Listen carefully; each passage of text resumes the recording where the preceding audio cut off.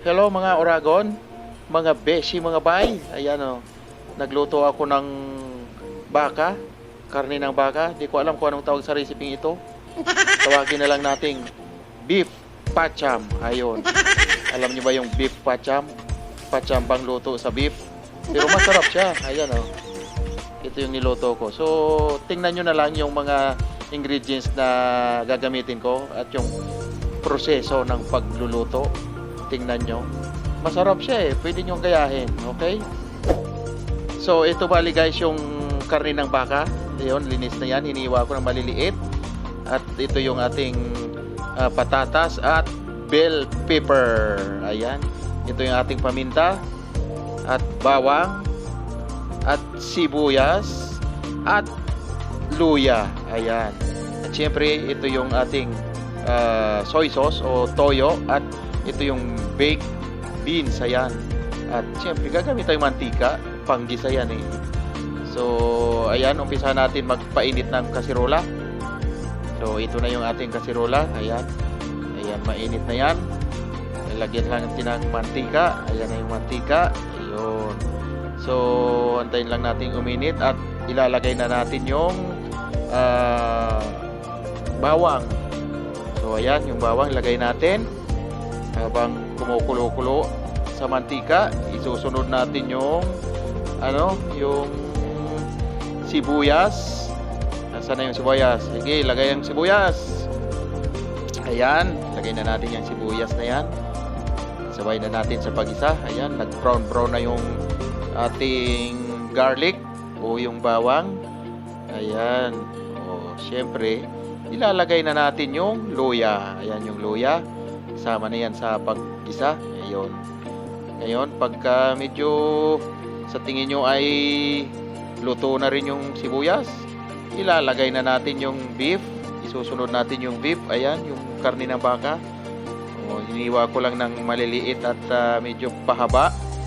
Ayan. So, halo-haloin lang natin. Tsaka, maya-maya ay tatakpan din natin yan. So, ganyan lang guys, yung pagluluto. Di ko alam kung anong tawag sa recipe, basta naisipan ko lang. Ayan. So, ilagay natin yung paminta, sunod natin. Ayan, bubog natin yung paminta. Ayan. So, hahalo-haloin natin para ma-mix yung paminta sa karne ng baka. Ayan. Tuloy lang ang paghahalo. Saka lagyan natin ng konting toyo. Ayan, soy sauce.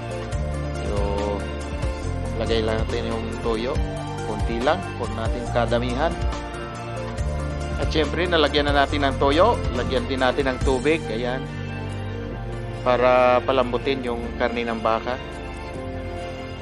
At syempre, nalagyan na natin ng tubig. Lagyan na rin natin ng asin. Tuturo natin ng asin. Ayan. Tansyahan na lang yan, guys. So, ayun, nalagay na natin ang asin. Tagpan natin. Ayan, antayin nating lumambot yung karne ng baka. So, ayun guys, tingnan natin yung ating pinapalambot na karne ng baka. Ayan, tingnan natin. Haluin natin ulit.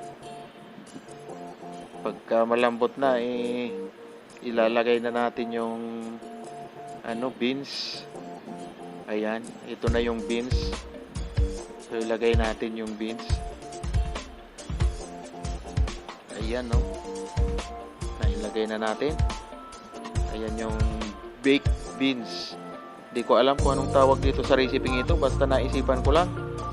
Ayan, gayahin nyo na lang. Masarap din naman eh. Ayan na. Haluin natin. Ayan. Halo-halo lang yan. Para maganda yung pagka-mix ng mga ingredients natin sa baka. Ayan, takpan ulit natin guys. So ayun guys, medyo durog na yung mga beans. Lagay na natin yung itong patatas. So ayan, nailagay na natin yung patatas. Haluin lang natin. Ayan, pag nahalo natin at isusunod na natin yung bell pepper. Ayan, ito yung bell pepper natin. Lagay na rin natin. Sige, lagay na yan. At grabe, mahirap talaga mag-video ng sarili. hawak mo yung cellphone, tapos ikaw pa mag-video, mahirap yung walang videographer. Sige lang, basta nakikita nyo pa yung aking ginagawa. Ayan, sige, halo-halo.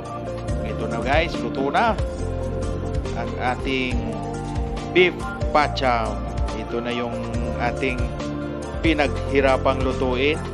Walang videographer, walang taga-video, kaya sariling sikap. Kumbaga, ito yung ating recipe na hindi malaman kung anong tawag, kaya tatawagin natin itong beef pacham. Ayun, pacham bang luto sa beef.